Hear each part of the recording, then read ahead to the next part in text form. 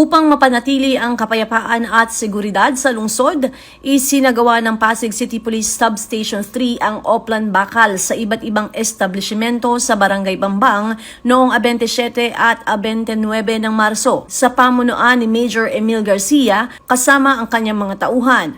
Ang serye ng inspeksyon sa kahabaan ng F. Manalo Street. Sinigurado nilang walang dalang baril o anumang deadly weapon ang mga parokyano o mga customer sa mga establishmento upang maiwasan ang posibleng insidente ng karahasan.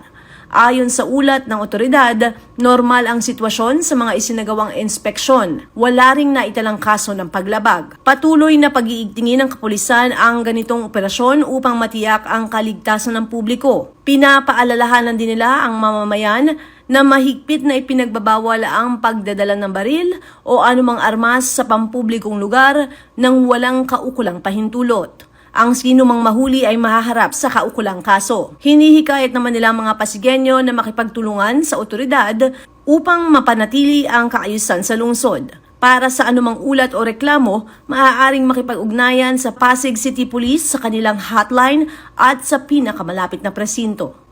Ako si Luan Peñano para sa latest ng iNews Pasig.